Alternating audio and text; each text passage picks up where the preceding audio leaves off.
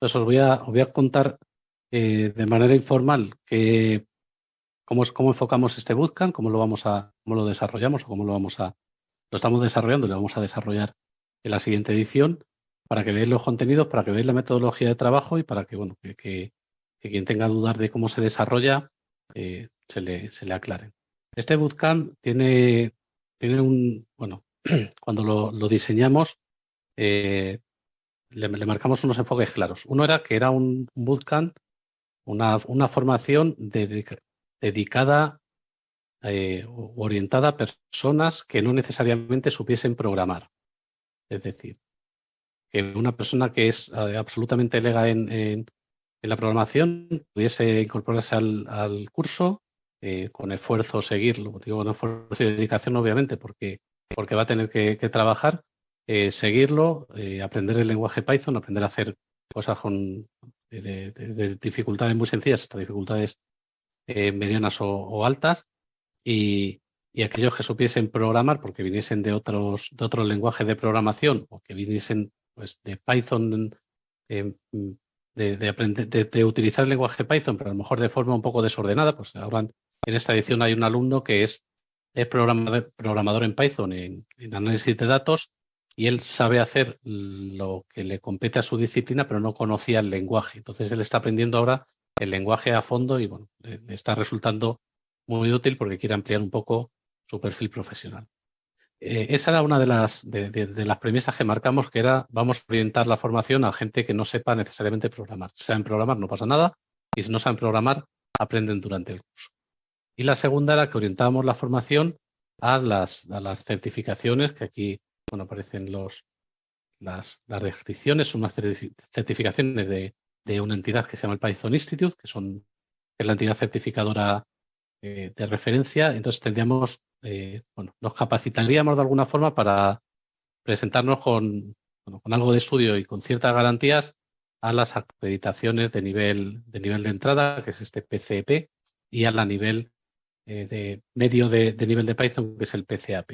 Entonces, el orientar la formación del lenguaje a estas certificaciones o basarnos en estas certificaciones quiere decir que lo que incidimos es en el core del lenguaje, la parte propia de Python, y no tanto en las librerías que existen externas, que son muchas, y que, bueno, que las tratamos. Es decir, pues vemos cómo hacer una síntesis de voz, por ejemplo, durante el curso. Vemos cómo generar PDF durante el curso. Utilizamos el framework Django para aprender a hacer aplicaciones web sin entrar a fondo en el framework, pero sí que lo aprendemos a utilizar. Es decir, algunas de las librerías NumPy de análisis numérico, librerías que se utilizan en disciplinas ya concretas que utilizan Python como lenguaje principal. Algunas las introducimos en el curso, algunas con más o menos intensidad, pero el core del curso, es decir, el núcleo gordo del curso, sería la parte, digamos, estándar del lenguaje, la parte que viene incorporada con el lenguaje. Entonces, bueno, pues aquí hay información referente a la trayectoria de ITI. Tenemos estas fechas de inicio, el 14 de marzo. Tenemos una duración de 200 horas de formación, más luego unas 20 horas de preparación de certificación, que bueno, son una especie de tutorías supervisadas, y eso estaría fuera del horario, digamos, normal. Tenemos este horario que es de 5 a 8, las sesiones. Y bueno, pues del proceso de admisión, que ya lo conoceréis si habéis estado interesados en el curso, os habéis puesto en contacto con ITI. Si no, pues podéis acceder a los formularios de registro en la web de iti.es, para que los comerciales se pongan en contacto con vosotros y os expliquen pues las cuestiones, digamos, las no académicas, las cuestiones un poco de formalidad. Entonces, nuestra metodología de trabajo o nuestra metodología docente es una metodología que tiene también dos perspectivas que son muy interesantes. Una es que hacemos las clases de manera virtual en streaming. Es una clase no presencial físicamente, pero es presencial porque estamos en el aula virtual, estamos todos simultáneamente.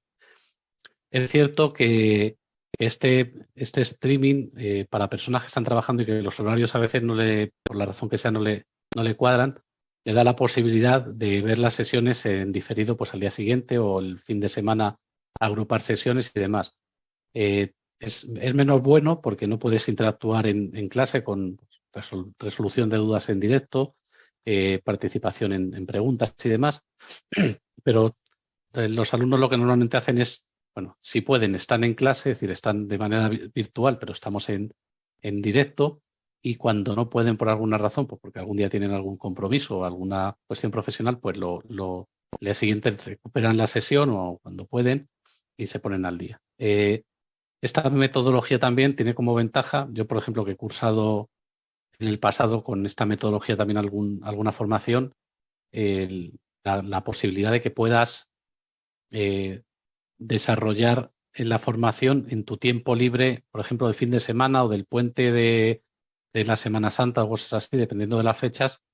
Y bueno, pues te das un poco la paliza, pero como que puedes tú organizar tu agenda y tu horario de forma un poco más libre. Y además que te permite, sobre todo, que eso es muy importante, te permite que si alguna sesión no te ha quedado clara del todo o más adelante echas en falta algún tipo de contenido, puedes retroceder, puedes irte a las grabaciones de los vídeos y consultarlos y volver a ver las sesiones. Porque los vídeos se graban, se accede a ellos a través de la plataforma y están disponibles durante un periodo de tiempo, incluso a posteriori de la finalización del curso, durante un periodo de tiempo, no sé exactamente cuánto, pero suficiente como para que puedas hacer un repaso de todo el curso. Y luego, la otra pata de la metodología es lo que llamamos el learning by doing, que sería el aprender haciendo, ¿no? El objetivo de las clases, de las sesiones es, bueno, la metodología es, yo introdujo aspectos teóricos,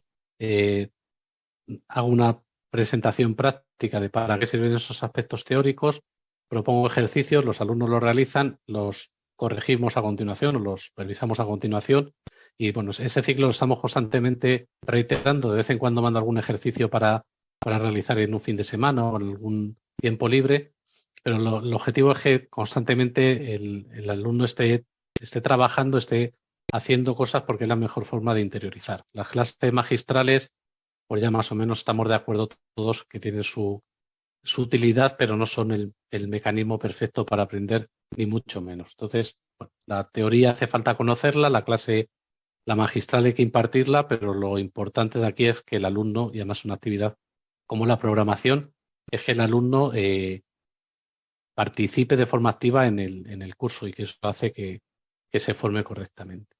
Bueno, como decía aquí, pues hay cuestiones, digamos, técnicas o formales, ¿no? De tener la posibilidad de tener un acceso remoto a un equipo de la escuela para hacer el desarrollo del curso. En el caso de Python no suele ser necesario porque cualquier equipo, eh, casi que por humilde que sea, es capaz de permitir el desarrollo del software, lo que estemos haciendo cosas de Big Data, que entonces ya haría falta más recursos, pero en la programación convencional, acceso a base de datos, programación web y demás, cualquier ordenador prácticamente es posible. Y bueno, pues vamos a tener las licencias de software que necesitemos también, aunque vamos a utilizar también Python como es un lenguaje de uso gratuito, de uso libre.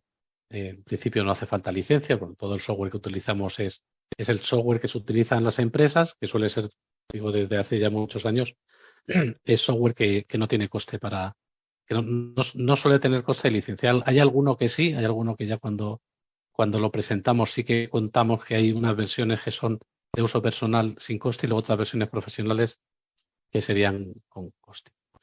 Las salidas profesionales de este tipo de formación, de la formación de programación, pues son todas las empresas que desarrollan software, que son muchas. Son empresas pues, de consultoría, desarrollo de aplicaciones, software factory. Estas muchas veces están mezcladas, es decir, a veces la consultora y el desarrollo de software van de la mano. Las software factory son empresas un poco más específicas, dedicadas al software bajo pedido, digamos, pero también estarían muy relacionadas con estas. Y luego cualquier empresa que tenga pues, su propio desarrollo, su propio departamento de desarrollo de software o departamentos de otras disciplinas que necesitan desarrollo de software puntuales. Cualquiera de estas áreas encajaría un programador de Python porque el lenguaje es muy flexible, no sé, bueno, supongo que lo conoceréis. Es un lenguaje muy flexible, muy potente, tiene un montón de librerías que permiten hacer prácticamente de todo. Se desarrolla muy rápido, tiene unos ciclos de desarrollo bastante acotados en el tiempo y se aprende, ya digo, que de forma razonablemente sencilla, con lo cual ha ido comiendo terreno al resto de lenguajes y se ha consolidado como el lenguaje de programación más utilizado o el segundo, dependiendo del estudio, pues más utilizado en la actualidad, es decir, donde más desarrollos se están haciendo. Hay sectores en los que es el líder indiscutible, el Big Data, el Machine Learning, cosas técnicas de inteligencia artificial.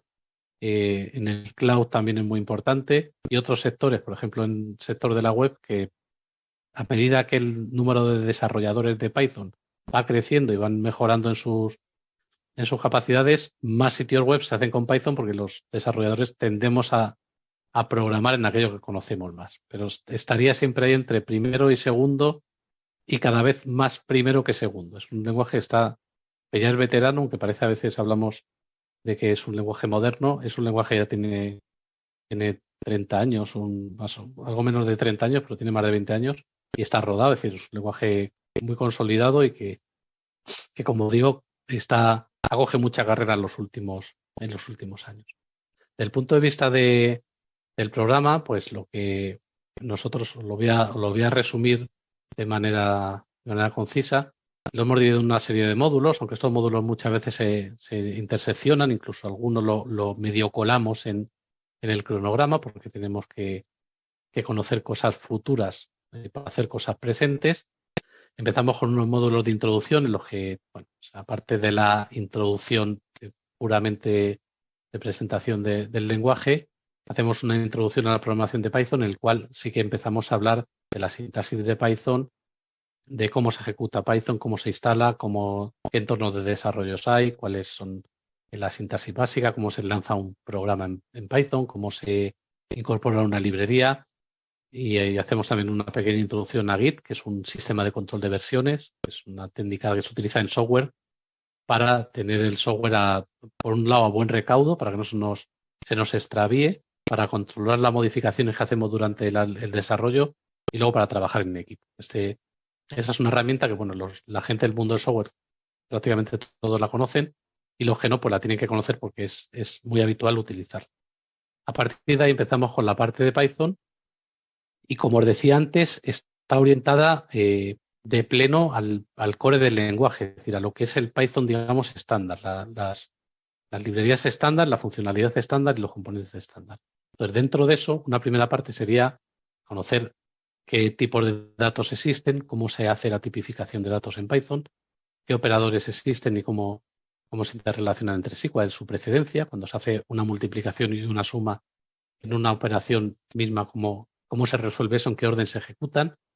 Y luego las estructuras de datos, en las que vamos a ver las listas, que serían la estructura de datos reina del lenguaje, las tuplas, los conjuntos y los diccionarios. Son 4 estructuras fundamentales que sobre esas estructuras se desarrollan un montón luego de modificaciones o de sus subestructuras de datos, como pueden ser las colas o las pilas en las listas, o colas o pilas hechas con módulos aparte que también tratamos. Esta parte de aquí sería programación, o sea, como una parte de introducción a la programación. Esto es orientado al que no sabe programar, ¿vale? Hay que conocer ciertos conceptos y hay que tener ciertas ideas claras de aspectos de la programación. Control de flujo, igual. Alguien que sepa programar, el control de flujo de Python el control del flujo es cómo nosotros hacemos que un programa tome una decisión y coja uno u otro camino cuando se ejecuta. Cualquier programador de cualquier lenguaje, los controles de flujo de Python le van a ser muy familiares, aunque verá algunas diferencias en la sintaxis sobre todo, y el que no venga del mundo de la programación, pues aprenderá cómo se hace un control de flujo para poner una condición de ejecución, para repetir un proceso un número determinado de veces, etcétera. El módulo 5 trata ya en específico de las estructuras de datos que comentábamos antes, de las listas, las tuplas y los diccionarios, y digo que también los conjuntos, aunque no está ahí reflejado. Y aquí trabajamos en profundidad con esas estructuras de datos que son los mecanismos que tenemos para almacenar en memoria información y poder acceder a ella. Es la chicha luego del programa, ¿no? Donde guardo las cosas para poder operar, hacer operaciones aritméticas, operaciones lógicas, etc. El módulo 6 trata de cómo realizar funciones en Python con parámetros, con sintaxis de diversos tipos. Vemos todo, aquí trabajamos mucho con lo de con las funciones porque tiene bastantes alternativas y nos permite también aprender a estructurar bien los programas, a construirlos por partes, es decir, a no ser un programa mazacote, sino ser un programa bien estructurado, y eso lo haríamos en ese módulo 6. El módulo 7, orientado a manejo de archivos, y aquí manejo de archivos es ficheros físicos, ficheros convencionales, digamos, y bases de datos. Aquí aprendemos a conectar con una base de datos, insertar registros, lanzar consultas, borrar registros, etc. ¿Vale? Y manejo de ficheros, porque también el uso de ficheros es muchas veces muy útil para leer ficheros de configuración, para leer ficheros en formato JSON, en formato XML, escribirlos, etcétera, etcétera. Los siguientes módulos, que serían este 8, 9 y 10, aquí lo que hacemos es una panorámica de de los módulos que tiene estándar Python, por ejemplo, y luego nos detenemos un poquito más en el módulo matemático y ese módulo de sistema de la plataforma, que serían el módulo matemático, obviamente, es el que nos da acceso a las operaciones matemáticas. Aquí vemos un poquito de la librería NumPy, que es una librería que se utiliza en análisis de datos, es de ingeniería de datos. El módulo de sistema de plataforma es un módulo más técnico que trata sobre el manejo pues, de análisis de memoria, por ejemplo, el manejo de ficheros también. Trabajamos aquí un poco con ese tipo de cosas. Un poquito más técnico, pero también útil. Y aquí en el módulo 8 lo que hacemos es como decía, una visión panorámica de todas las funciones que vienen incrustadas en Python y de los principales módulos, lo que se llaman los módulos estándar de Python. Python tiene una colección de casi, no sé si alrededor de 30 módulos estándar que tratan pues, de las comunicaciones para mandar correos electrónicos, hacer peticiones HTTP. Tiene un módulo para hacer interfaces gráficas de usuario, para hacer aplicaciones de ventana, bastante árido, por cierto. Tiene módulos para hacer la internacionalización de las aplicaciones, para ponerlas en diferentes idiomas. Tiene el módulo de matemáticas, el módulo, o sea, digo, dentro de las matemáticas tiene un módulo de generación de números aleatorios, tiene un módulo para hacer un sistema criptográfico, poder cifrar una contraseña, poder cifrar un texto, poder hacer pues, cualquier tipo de operación relacionada con la criptografía. Bueno, pues aquí lo que hacemos es ver todos esos módulos, no en detalle, porque si no sería casi imposible terminar el curso, pero sí ver qué hay y en aquellos casos que vemos que es más relevante, pues hacer hincapié y ver algún tipo de uso de esos módulos. También relacionado con el control del sistema estaría la parte de manejo de excepciones y control de errores. Esto tiene que ver con la buena política o las buenas praxis a la hora de desarrollar sistemas software. Es decir, yo hago mucho hincapié en que además de aprender a programar, hay que aprender a programar bien. Y eso implica tener un dominio de las excepciones o de lo que la excepción es un mecanismo de control de errores de ejecución que tienen algunos lenguajes de programación como Python. Y bueno, pues requiere ciertas técnicas que hay que conocer de manejo y de generación, propagación, etcétera, ¿no? Sería como aprender a hacer la salvaguarda de los programas para hacer que estos no fallen, ¿vale? Que fallen, pero que los fallos estén controlados. Eso es lo que aprenderíamos en este módulo. Y la parte referente a control de errores sería cómo aprendemos a detectar errores de ejecución, errores de sintaxis, cómo aprender a hacer depuración de programas para ver paso a paso cómo se ejecutan, poder encontrar los errores, etcétera, etcétera. Digamos que todo el objetivo de este módulo sería a generar un código que funcione bien y que sea robusto. Es lo que se trata siempre cuando se hace un desarrollo de software. Tenemos un módulo específico dedicado al manejo avanzado de cadena de caracteres, que es salidas de texto con formato, porque tiene un montón de instrucciones también aquí que que es interesante tratar por separado.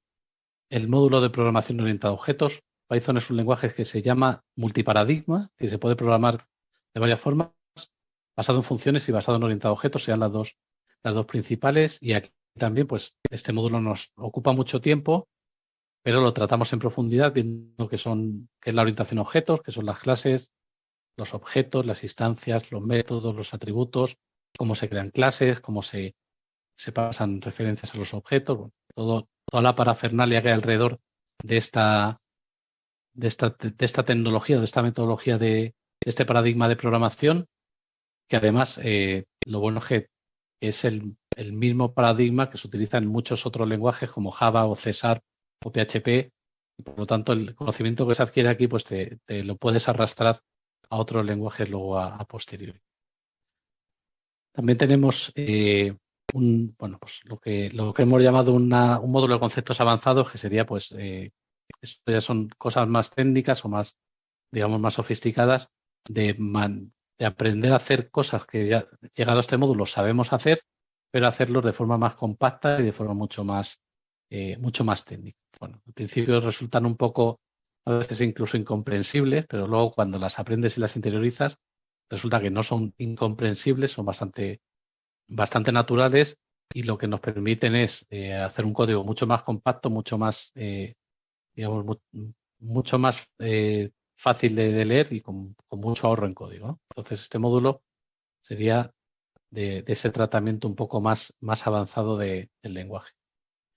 Y luego tenemos estos dos módulos que tienen que ver con la web. Ahora, digo, desde hace ya unos cuantos años, el desarrollo de aplicaciones en un porcentaje muy alto se basa en el desarrollo de aplicaciones web, y ese desarrollo de aplicaciones web se basa en el uso de lo que se llaman los servicios web. Es decir, el desarrollo de aplicaciones web tradicional, lo que hacía el navegador era pedir al servidor web una página HTML, el servidor web le respondía con la página y el navegador se dedicaba a representar la página. La programación moderna, digamos, de páginas web, el navegador se dedica a pedirle datos al servidor web, no datos HTML, es decir, no datos de presentación. Le pide información y lo que hace es presentarla con diferentes técnicas y frameworks que existen. Y nosotros lo que vamos a hacer aquí es aprender a generar esos servicios web, esos proveedores de datos, y a consumir esos servicios web. Es decir, principalmente vamos a aprender a generar lo que se llaman web service o los endpoints de los web service, y a hacer programas que consuman esos datos. Por ejemplo, la AEMET, la Agencia Estatal de Meteorología, tiene un API público, es decir, tiene una serie de servicios web a los que de forma gratuita le podemos pedir información referente a pronóstico de climatológico, de temperaturas medidas en las estaciones de medición, etc. Si quisiésemos hacer una aplicación que usase los servicios de datos de AEMET, tendríamos que tener la capacidad de generar un programa que fuese capaz de validarse sobre ese servicio, de pedirle los datos en el formato que el servicio espera, recuperar la respuesta y procesarla. Bueno, eso nosotros haremos las dos partes. La parte del cliente de los datos sería la parte del programa Python que llama al servicio de AEMET, y haremos también la parte del generador de los datos, que sería la parte de AEMET, la parte del que dispone de una base de datos y proporciona los datos a los consumidores. Esas dos partes, llegado a este punto, a mí, por ejemplo, esta parte aunque llevo muchos años ya programando y llevo muchos años programando aplicaciones web, me sigue molando mucho el conectar el cliente con el servidor y hacer que se intercambien cosas, ¿no? Es ahí digamos, casi que una tara mía de seguir sorprendiéndome con algo tan cotidiano como la comunicación. Pero bueno, cuando lo ves tú y lo haces tú la comunicación y llamas al servicio, el servicio te da los datos y programas las dos partes, pues resulta ciertamente, por lo menos para mí, es ciertamente interesante. Y aquí también vamos a hacer aplicaciones web no basadas en servicios web, sino aplicaciones web normales. Haremos durante este módulo una introducción a HTML y CSS muy básica, pero para que no tenga conocimientos de esos lenguajes, le se sepa manejar a un mínimo. Y luego haremos algunas pues, aplicaciones web de consulta de un catálogo de productos, por ejemplo, un dar de alta un producto en el catálogo o dar de alta una incidencia en un sistema, de ese tipo de cosas. Y haremos tanto la parte del servidor en Python como la parte del cliente en HTML, CSS y JavaScript. Y este módulo de aquí, que es el que, bueno, es un módulo que sería pues un continuar al módulo 15, que se llama el web scraping. Yo le decidí poner porque, aunque estaría fuera de la parte de las certificaciones, me parece muy interesante. Digo, es una característica que tiene. Esto no es propio de Python, el web scraping, sino que es de programación en general, que consiste en conectarte a un servidor web y o bien rellenar automáticamente un formulario o bien coger la información que aparece en ese sitio web, recuperarla, procesarla, o sea, estructurarla de alguna forma y procesarla y sacar de ahí, sacar datos de algo que en principio está orientado a la presentación. Cuando tenemos una página web, la que sea, normalmente lo que hay es información para que la vean las personas. Pero muchas veces esa información es útil para hacer aplicaciones de software. Entonces, algo que está orientado a las personas, pasarlo al mundo del programa o al mundo del sistema informático, pues muchas veces resulta ciertamente árido. Pero Python tiene unas librerías se llama el web de scrapping, de esta extracción y procesado de los datos que son sencillas de utilizar, son muy, muy potentes y te permiten pues, hacer sistemas, por ejemplo, de alertas basadas en contenido de sitios web, de relleno automático de fichas de alta en sitios web, por ejemplo, o de obtención de si alguien tiene criptomonedas por las cotizaciones de forma automática, cosas de ese estilo se pueden hacer con estas técnicas. Entonces, ese módulo de aquí, lo que hacemos es, ya una vez que sabemos programar en Python, sabemos hacer conexiones por HTTP a servicios web y demás, pues ahora vamos a ir al siguiente paso, que es utilizarlo para algo concreto y cotidiano, ¿no? Que es esta extracción de datos automáticos. Luego tenemos el módulo final que serían unas horas de prácticas, que bueno, yo lo que os propondré será un trabajo y durante esas horas pues son de un poco de atención por si tenéis dudas y alguna necesidad de aclaración, un poco de soporte. Esto ya no es académico, es decir, ya no son sesiones formativas al uso, sino son sesiones formativas, digamos, un poco a demanda del alumno y para aplicarlo al contexto del proyecto, de ese proyecto final. ¿Vale? Entonces, ese es un poco, digo así, de manera muy, muy rápida, pero que clara el contenido del programa formativo. Al finalizar el curso, lo que sabemos es, conocemos bien el lenguaje, es decir, que tenemos un conocimiento, bueno, como siempre, tampoco podemos pretender tener 10 años de experiencia en 200 horas de curso, pero tenemos un nivel de conocimiento del core del lenguaje bastante interesante, bastante importante y que nos va a permitir ya desplegarnos en cualquiera de todas las múltiples disciplinas que hay, conociendo no la librería que vamos a usar, por ejemplo, para reconocimiento facial o no la librería que vamos a utilizar para análisis de datos en Big Data, pero vamos a tener las herramientas para que ese proceso de aprendizaje que venga a continuación, específico de la tecnología que vayamos a utilizar, sea razonablemente sencillo. Ya no tengas que aprender todo, sino que tengas que aprender eso en concreto. No es como aprendemos, nos estudiamos la carrera y luego nos especializamos en un área, pues sería un poco esa la idea. Bien, pues por mi parte, digo que no me voy a enrollar más.